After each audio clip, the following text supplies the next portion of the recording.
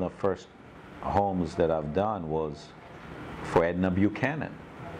And Edna said to me, Kobe, I want you to design my house. And then she said to me, and the way the house had to be designed was, back then we didn't have hurricane impact windows. I want shutters. I said, why do you want shutters on your house, Edna? When a hurricane comes, the government asks you to vacate, to leave, because there's a flood coming, and there's a wave crest, and there's a hurricane. I said, Kobe, I'm not going to leave my house. I'm not going to let the government tell me what to do. My office is here on the second floor with my cats, and that's where I shall remain. Do you understand that? And that kind of strength and motivation and individualistic character is what makes a community. And that's what makes it interesting. It's a unique place. I'll tell you another interesting story. In 1994, I told you our first project was Seacoast Towers.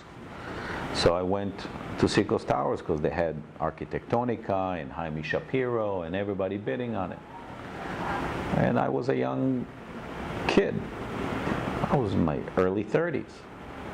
So I went to the building and I meet in the engineering office downstairs in the parking lot.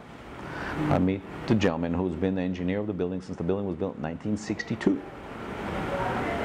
And the gentleman says to me, hi, how are you? And he tells me his name. And he happens to be an Austrian guy who grew up in a village near to where I lived in Austria when I lived in Austria outside Vienna, in a castle on the Danube River in the late 80s, which was still Czechoslovakia was across the Danube.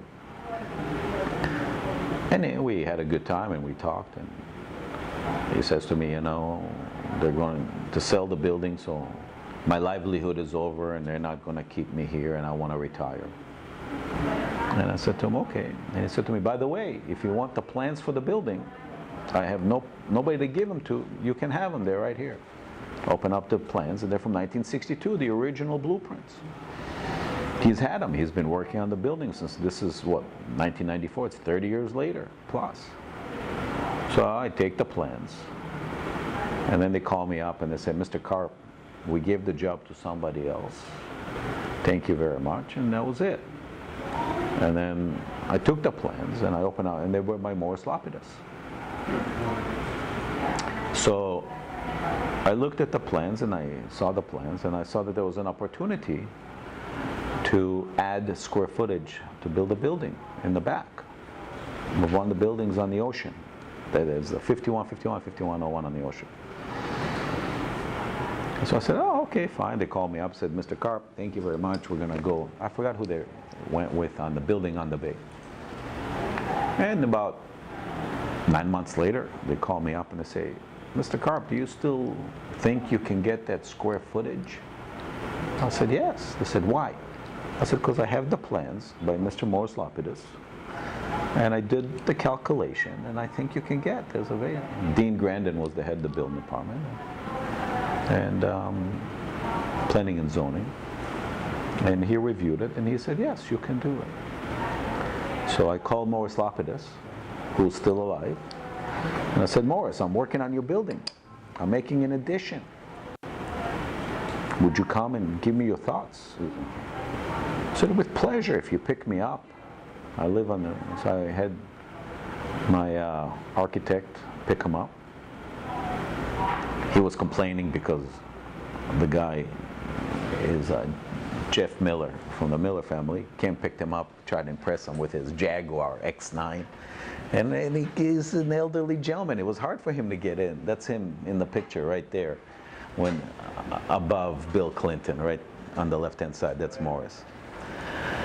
So, he came to the design review board, and he said, I love what Mr. Karp is doing, and I love the building, and it's a compliment to my original building. And he actually put it in, we painted it in the colors that he always wanted to paint it, the blue and the sandy colors of the beach. And we removed all the French Rococo design that was inside, done by a decorator, which he did not appreciate, who was, I guess, one of the friends of the original owners. And we made it more contemporary. And he came and he spoke positively in front of the design review board for the building, which was one of the reasons we got it approved.